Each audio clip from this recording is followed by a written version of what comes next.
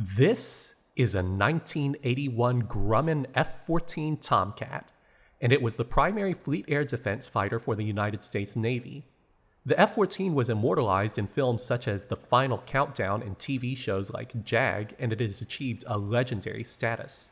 And today, I'm going to review it. Before I get started, be sure to check out Planes and Bids, which is my enthusiast aircraft auction website for cool planes from the modern era. We've had some great sales recently, including this Boeing VC-25A, which sold for $200 million, and this scaled composite Spaceship One, which sold for $25 million. If you're looking to buy or sell a cool enthusiast plane from the 1960s and up, Planes and Bids is the place to do it. I've borrowed this F-14 from the VF-103 Jolly Rogers, which is a fighter squadron based on the USS George Washington. They've flown a huge variety of carrier aircraft and have some of the coolest paint schemes in the Navy. If you want to see naval combat aircraft in action, check out VF-103, the Jolly Rogers. Alright, let's talk Tomcat. The F-14 was designed by Grumman in the late 1960s, back in the era before really small, powerful computers and fly-by-wire, but it introduced a lot of firsts. It had the world's first microprocessor, it was the first plane with multiple target engagement capability, and it was one of the first fighters to use a turbofan engine, and today I'm going to review this one. First, I'll take you on a tour of the F-14 and show you all of its interesting quirks and features, and then I'll get it up in the air and fly it, and then I'll give it a Ded Score.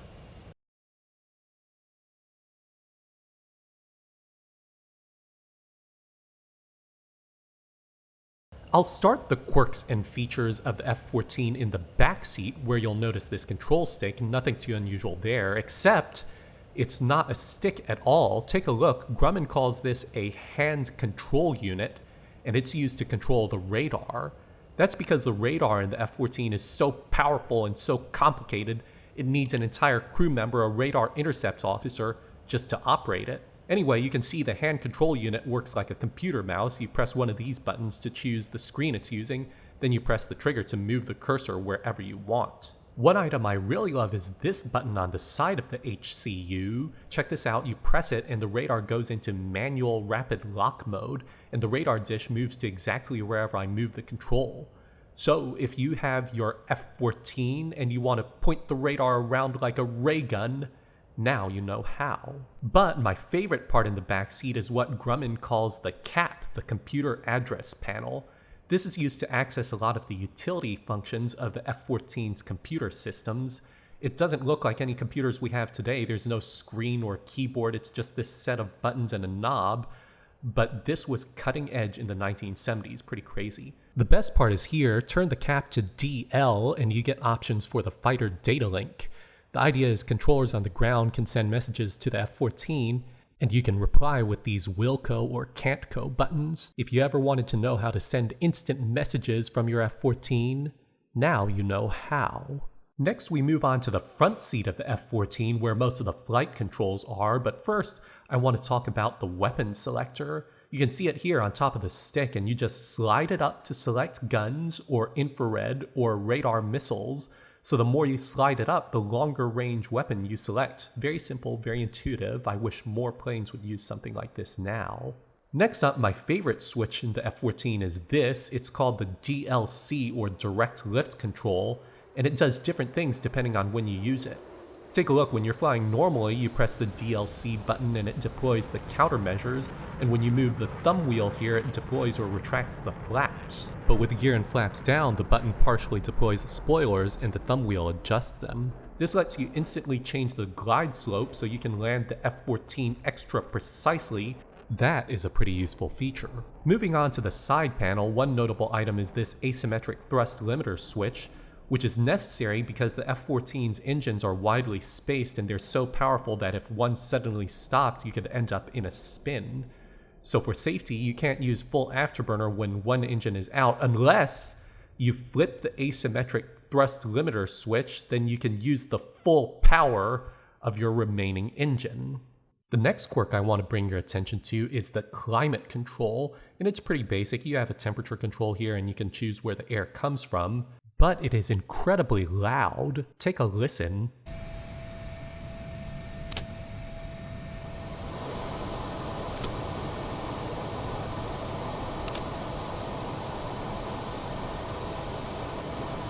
But of course, the most famous feature of the F-14 is the wings. The F-14's wings sweep from 20 to 68 degrees to get the best performance regardless of speed. So here's how you control it. You have this switch on the side of the throttle. Take a look, you pull it back and the wings go back. You push it forward and the wings go forward. That's pretty simple. But this switch also moves up and down. Pull it up and the computer automatically chooses the most efficient wing sweep angle. But push it down and the wings go into bomb mode. And you might be wondering, what is bomb mode? Well, this is used for ground attack. When you want the plane to be extra stable, it moves the wings back to 55 degrees, and that's supposed to give you more lateral stability during bombing runs. But the throttle switch is not the only wing sweep control. Flip this plastic cover up and you can use the emergency wing sweep control. And this lets you move the wings forward even if the computer thinks you're going too fast to safely do so. This so if you have some computer or instrument damage and it can't tell how fast you're really going, you can override it. And that lever is also used to access the oversweep. Check it out, if you pull the emergency sweep lever all the way back, after a while you'll see this HZ tail off light turn on, and then you can pull the sweep lever back even further to sweep the wings over the tail. This makes the plane as small as possible to save every inch of space on an aircraft carrier. And moving on to the exterior of the F-14, you can see it's gorgeous. I love the separate engine nacelles. It really gives a strong, powerful look.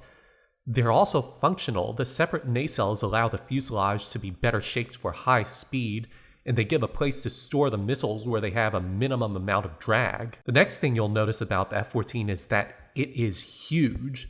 Just take a look at these elevons. They're the size of an F-16's wing, absolutely massive. Fully loaded, the F-14 weighs over 74,000 pounds, making it the heaviest production fighter to be launched from a carrier.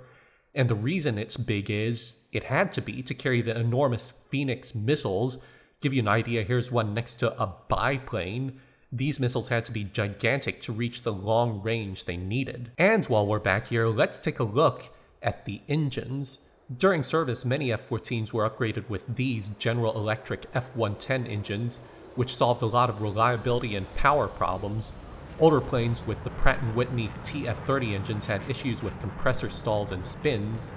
Not so with this one. And next up on the exterior of the F-14, over here under the nose, that's where you'll find the camera. That's right, the camera. The F-14 came out after experience in Vietnam where sometimes fighters wouldn't be able to use missiles since they couldn't visually identify other planes, and so they ended up in dogfights. So Grumman added this camera which can zoom in so you can see exactly what you're shooting at. That's a pretty nice touch. And so those are the quirks and features of the F-14 Tomcat. Now it's time to get it up in the air and see how it flies. Alright, flying the F-14. I've wanted to do this since I was in school playing the F-14 pinball machine. It was just so cool.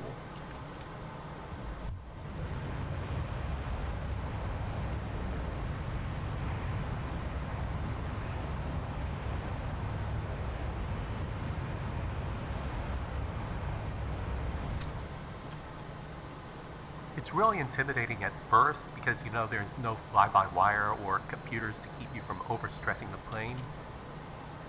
But then you get to push it and it's really well behaved. It has a lot of natural aerodynamic stability. You can really learn to feel confident with it. Really smooth acceleration, full afterburn. I think this really comes into its own at higher altitudes, you know, like 20, 25,000 feet. You hit full afterburner and maybe at first it isn't quite as fast as some other jets, but it just doesn't stop. It keeps accelerating. And that's kind of a theme here. It just holds on to speed really well. Alright, so we're going to get to launch the Phoenix missile.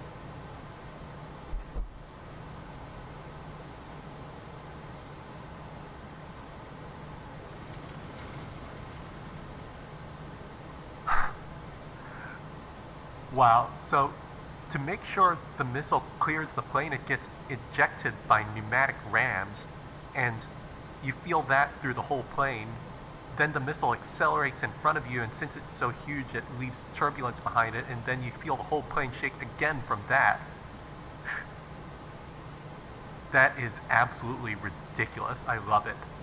And so that's the Grumman F-14 Tomcat. This was an absolutely amazing experience, and it truly lives up to its reputation. Just over 700 F-14s were built before production stopped in 1991. I only wish we could see more of its newer variants. Anyway, now it's time to give the F-14 a Ded Score. Starting with the weekend category in styling, the F-14 is gorgeous and it gets a 10 out of 10. Acceleration is good, it has a thrust-to-weight ratio of 0.92 to 1 and it gets an 8 out of 10.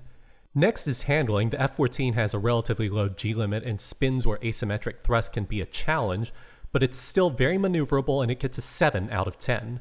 Fun factor is high. The Tomcat is one of the last great planes with analog flight controls and it's a joy to fly, although deep strike missions can get tedious and it gets a 9 out of 10. Cool factor is easy, it gets a 10 out of 10 for a total weekend score of 44 out of 50. Next up are the daily categories and features. The F-14's data link and avionics are a bit outdated, but its long-range radar and missiles are still almost unmatched and it gets a 7 out of 10.